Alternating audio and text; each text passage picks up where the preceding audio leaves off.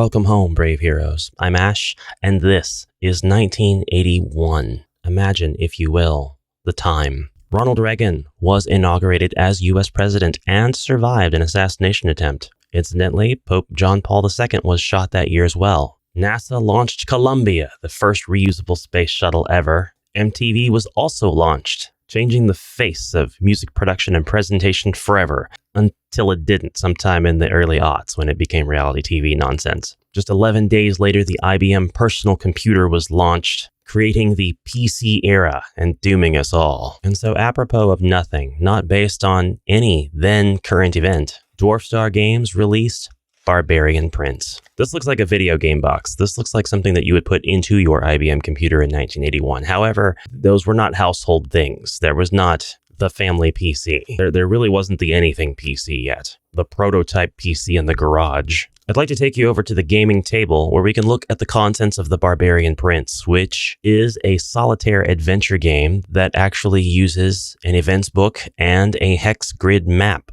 To the table. Let's go. I'm sorry, I gotta get my HeroQuest stuff out of the way. This is all the stuff that I have just recently learned that I have extra after I put all of my full games back in their boxes. All the expansion contents. This is everything that I have left over. I have enough to make another HeroQuest game, just without the box. My Dragon Strike maps up here. Now, Barbarian Prince was not the only Dwarf Star Games game to come out. And actually, I'm getting the company name wrong. It's apparently Dwarf Star. Oh no, it's Games. I thought that said Battles from this distance. Am I going to need my cheaters? Star Viking, a game of interstellar raiding and plunder, also came out. Both of these games were designed by Arnold Hendrick. Product numbers 8700 and 8715, respectively. I got these games in a lot. Star Viking is actually a game for 2 players, so the boxes are quite beat up. I do plan on pursuing a restoration project of sorts to get them at least structurally sound. I've also got another couple of issues with this. My copy did not come with 2d6, which is fine. It's very easily reconciled by just using some spare d6 that I have lying around. Another thing that's missing from the box is the Barbarian Metal Miniature.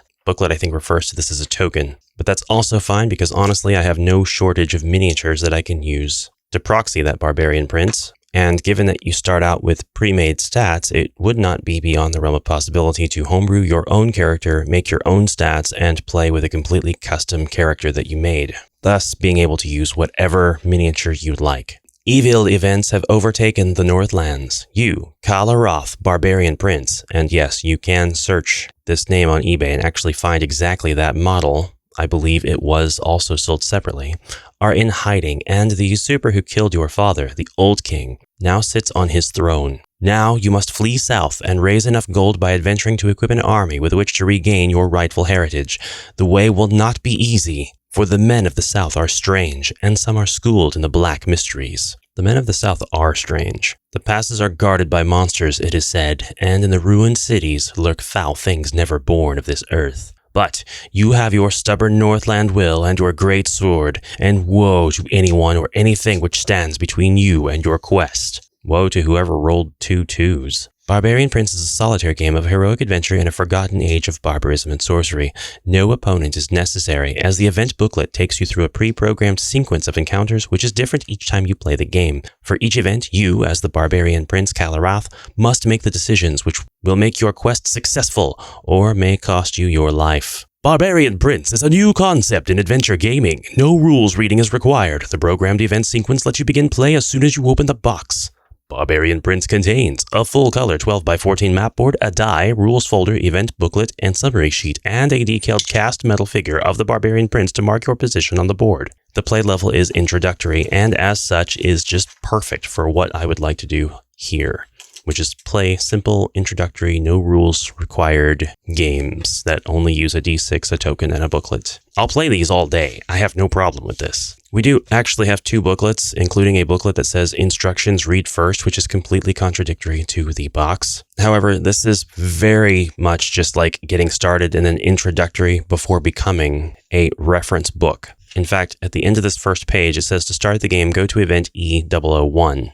On the very next page, you get some notes about the game equipment, what all it comes with, how you'll need a pencil and paper to keep track of information about your characters, finds and other members of your party, etc. A rule about the edge of the game map and the credits. We then have the rest of this book to be used as a rules and reference booklet with sections R200 and up. And this is kind of a standard at the time, I've noticed, with these kinds of games, particularly games in the vein of what, never mind, I was going to go off on a spiel, but it turns out I didn't know what I was talking about. The too long didn't read version of this is you'll start the game, and then you kind of have a sort of choose your own adventure that largely depends on where you choose to move on the map and what actions you choose to take. Let's go ahead and unfold the map so you can get an idea of the whereabouts of our game's setting. Diabolical! A 6-fold map? These hexes are extraordinarily tiny. They are the smallest hexes that I have ever encountered. Unfortunately, my copy of The Barbarian Prince, there's no "the," it's just Barbarian Prince, was absolutely and egregiously misprinted. So I'm going to simultaneously introduce you to this as well as disclaim that the hexes and the graphics are quite a bit off.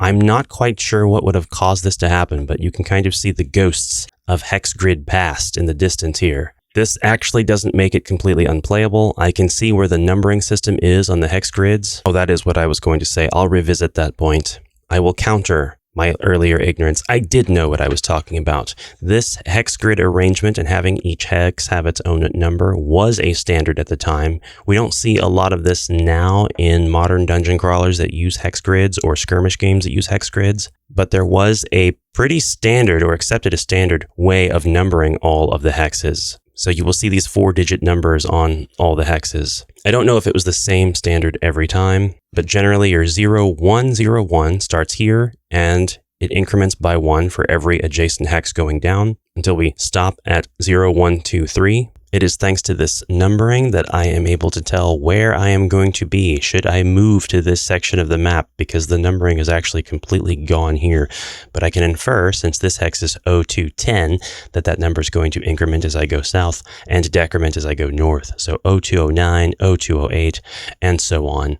It looks like the 08 row, as it were, is going to be jagged right along here. So I can just look to the neighboring hex to determine where I am exactly on this map if I need to refer to these numbers. And so can you, is my point. 0101 is here, so 0201 is here, and the hex north of this, the half tile, is not usable. Again, I'm really not sure what kind of mishap at the factory would have caused this to occur unless this was going through the printer the first time, didn't get printed completely, and they ran it back through simply hoping it was aligned correctly. It looks like it would have had to have gone through a few different prints to get the sort of painted art back here on here first and then the outline art, since my key, my legend, actually has the outlines, the black ink for the hex art offset from the color. That's crazy, but unless you can find similar examples, I don't want you to think that this was standard. It may be something to look for, though, if you are interested in purchasing a copy of Barbarian Prince secondhand on stores like eBay, because the game is rather pricey.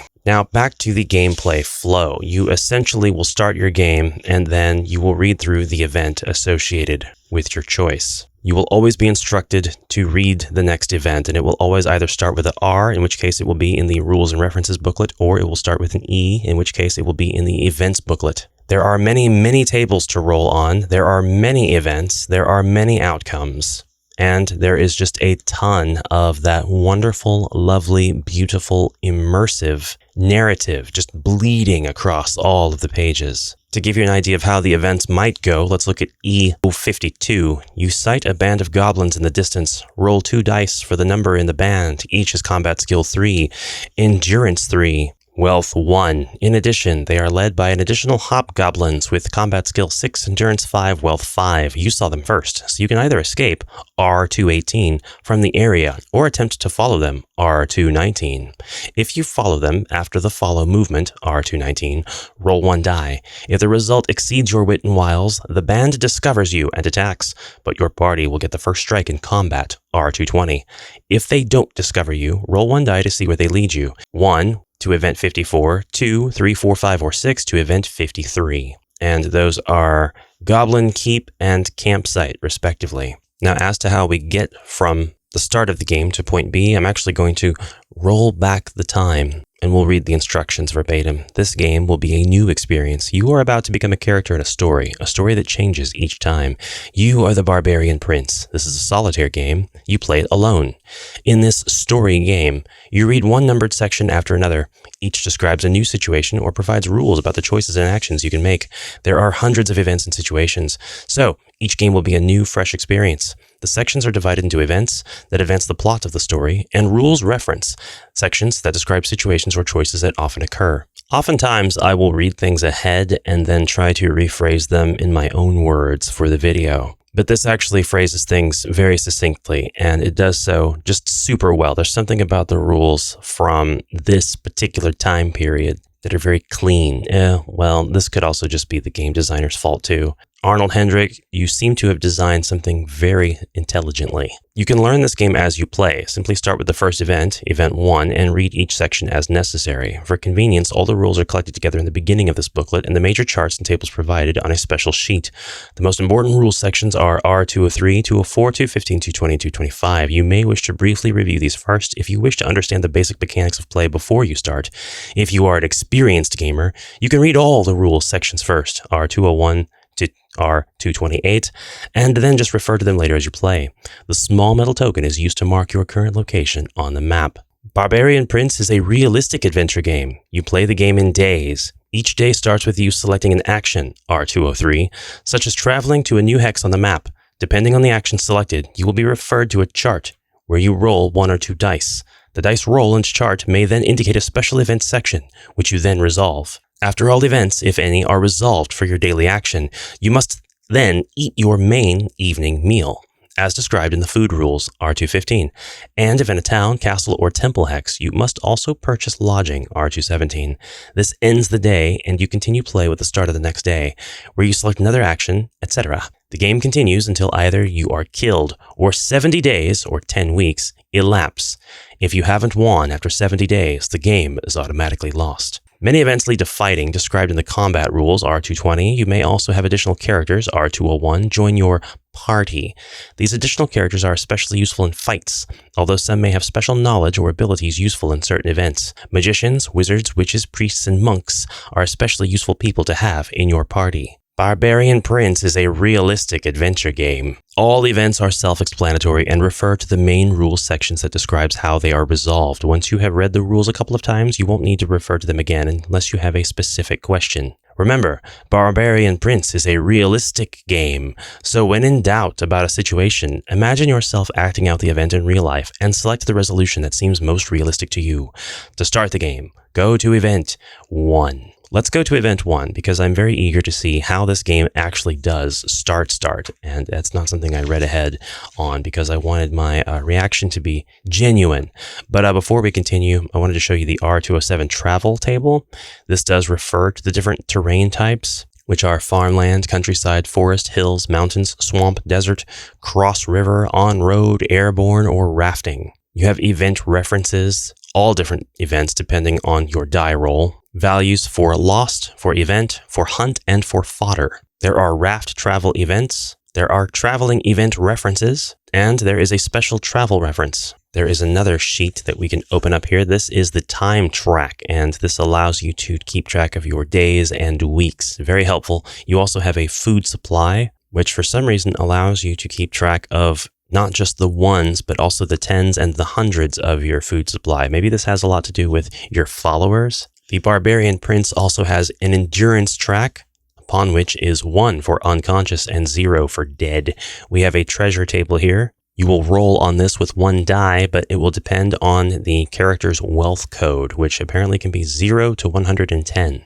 And we also have wealth codes of A, B, and C, which brings us to specific events rather than just numbers, which I would assume indicate the gold that you win after killing said character. R220 is a combat summary and table. The result equals the striker skill minus the target skill minus the dice roll plus or minus any modifiers. In a bid for some complexity, unlike most choose-your-own-adventure types of games that I have played, this actually does rely on you to refer to your previous passage. When you land on certain events, like the campsite, and you may have several events that actually point to that single campsite event, it will actually tell you that depending on where you came from, your mileage may vary. It's having you consider the origin point to build into the current passage. Now, usually choose your own adventure books, just completely disregard the passage you came from so that they can get on with telling the story. They keep things vague if you are able to land on that passage from different places. And that's not different here, but branching path books usually saw that branch off as soon as you land in the passage. You never go back that way. It's not important what happened in that last passage.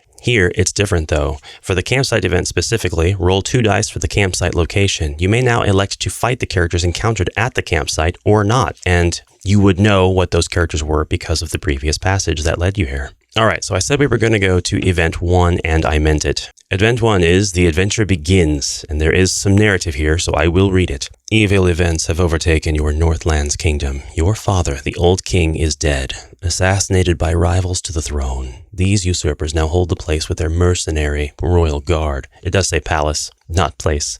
I have come across several typos in here, though. Subject-verb agreements not making perfect sense, singulars where there should be plurals and vice versa. It's okay. I get what it means. I don't have to complain about it. You have escaped and must collect 500 gold pieces to raise a force to smash them and retake your heritage. Furthermore, the usurpers have powerful friends overseas. If you can't return to take them out in 10 weeks, their allies will arrive and you will lose your kingdom forever. Now consult R202 to determine the starting attributes, R201, of yourself as the barbarian prince, and then return to this event and read the paragraph below.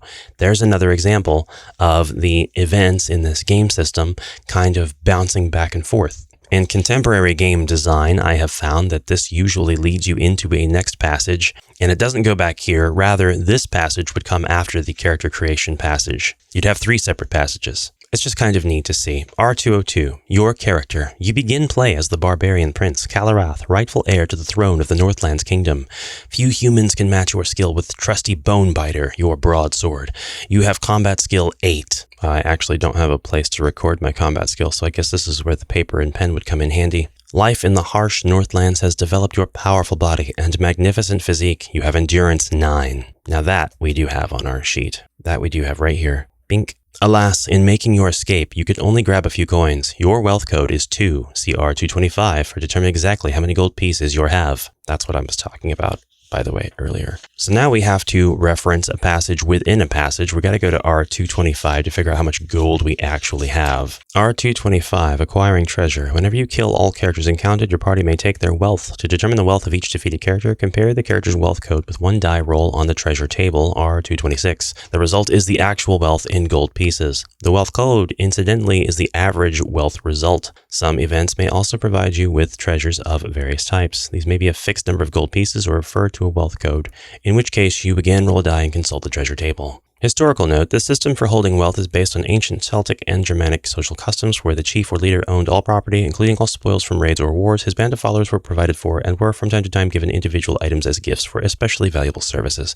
Let's roll on the wealth table. We got a 1 because of course we're going to get a 1. And if our wealth code is 2 and we roll a 1, we have 0 gold. So that's fantastic. It's a good thing I'm not actually playing. In addition, you have a Wit and Wiles rating, reflecting your ability to react quickly to situations, think your way out of trouble, and convince people. Roll 1 die to determine this Wit and Wiles. If the result is 1, you may consider it a 2 instead. If you've played the game before and won, you may wish an extra challenge by using Wit and Wiles rating 1 less than your previous value. If you lost before, use a Wit and Wiles 1 higher than the previous value. I actually got a 6. So now that we've done that, we come back here and read this passage. To escape the mercenary and royal guard, your loyal body servant Ab smuggled you into a merchant caravan to the southern border. This is my bodyguard, Ogab, because when you see him, you go, Ogab, and then he grabs you by the face. Ogab! Roll the die to see where the caravan takes you, while poor Ogab faces the wrath of the royal guards back home.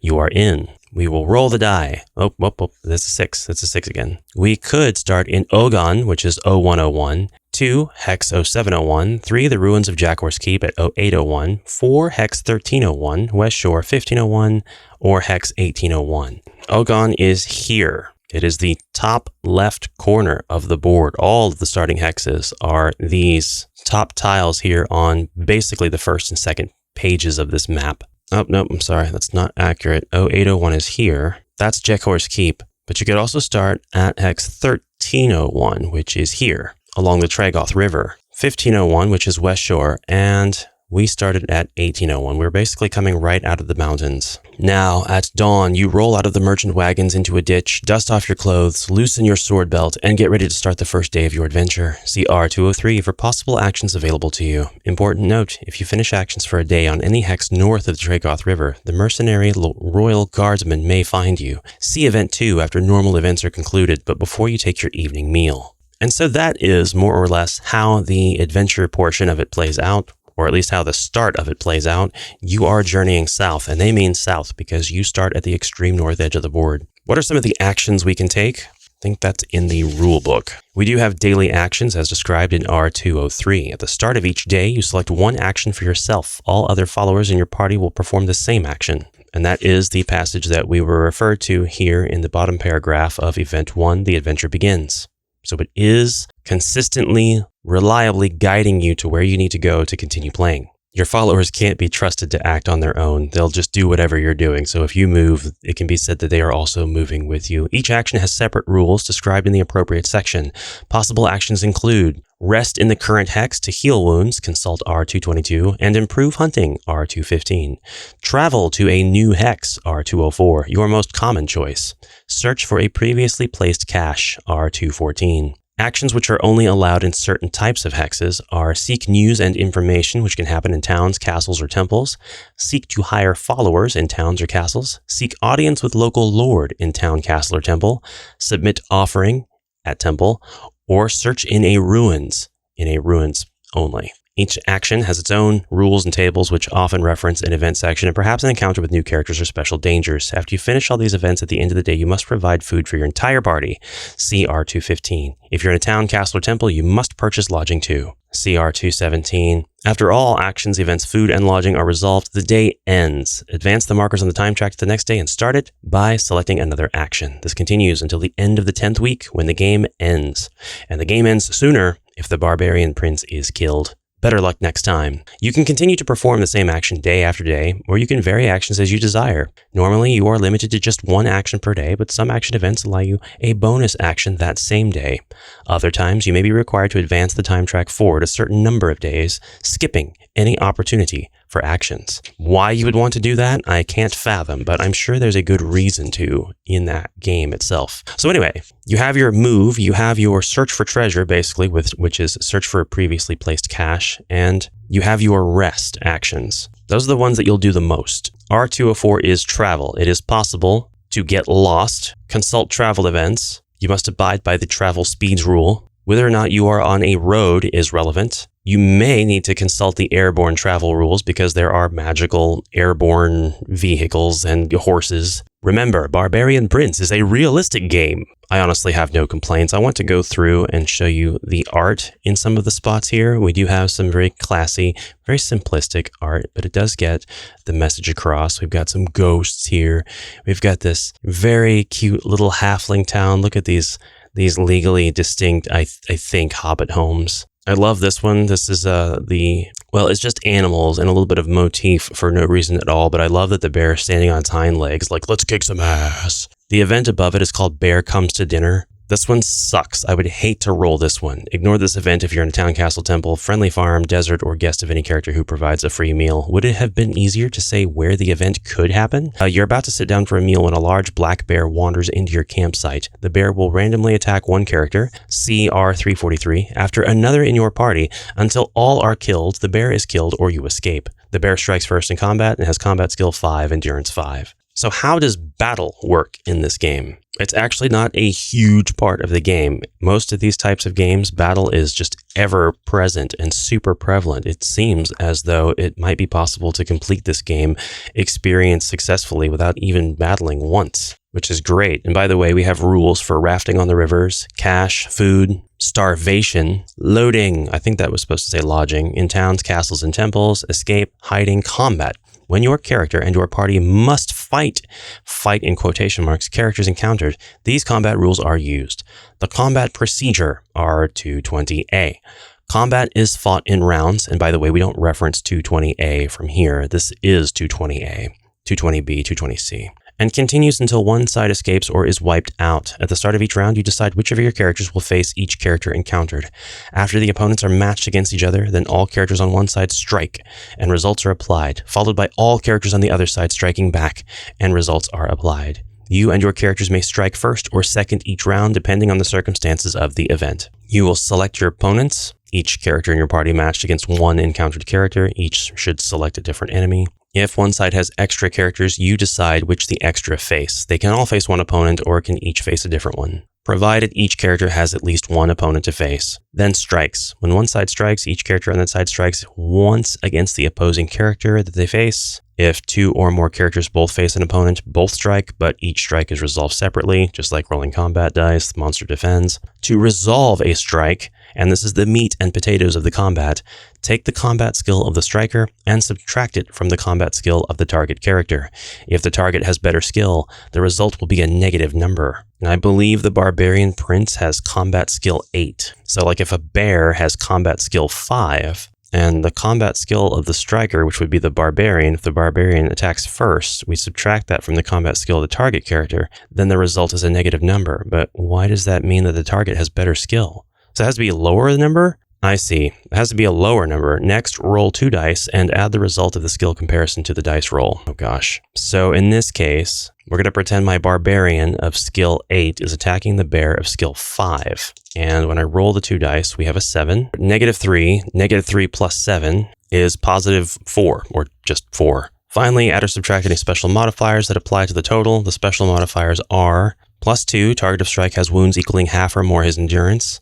-1 if the striker has 1 or more wounds. -1 if the striker has wounds equaling half or more his endurance. Take the total that results and consult the combat table R220C, which is here. It's a very, very small table. It's like a bedside table. This table is also reproduced on a separate sheet. Oh yeah, we're at here, R220. Here it is. I just looked at this a moment ago. So if our result was in this case 4, then we're right between 5 and 8. Is it a miss otherwise? Well, it actually doesn't say. It very specifically says what happens if you have a 1, 3, 5, 8, 11. Now let's just keep reading. If one of the listed numbers has occurred, the target suffers the number of wounds indicated. If a number results that is not listed on the combat table, the strike missed and no wounds are inflicted. Wow, nice. And we do have an example of the combat taking place, which I always super appreciate. All right, so I think that's all of the core mechanics of this brilliant game that came out in 1981. And let age not be any sort of indicator for how good or bad a game may be. I think this particular game is going to keep me busy for a while, and it's going to provide me with a lot of inspiration for my own projects too. I truly believe this because I really, really like studying how different choose-your-own-adventure mechanics and methods are employed. And here they are employed differently than they are in the types of books that I have, like Lone Wolf, Fighting Fantasy, including the recently unboxed and reviewed Fighting Fantasy Adventures card game, basically what it is. I'll go ahead and throw these 2 D6 in here, and I'll have to get myself a barbarian miniature to put in here as well that I can use, but it's got to be one that I can fit onto the hex grid map. And I think what I'm going to do while I'm restoring this project is get myself a new copy of this map, either one that I can reproduce myself or maybe like a neoprene printing, something like that. I think that would be super cool to have. But all things considered, this looks to be a very fun solitaire time. So if this has convinced you to hunt it down and add it to your game collection, make sure you let me know. And if you'd like to see a playthrough of this on the channel here, make sure you let me know as well. All of that said and done, brave heroes, I thank you very much for joining me on this blast from the past. I will see you in the next exciting adventure. And if your born on date was in the same year as the Barbarian Prince, I wish you a very happy, remember to take your Metamucil. Bye for now.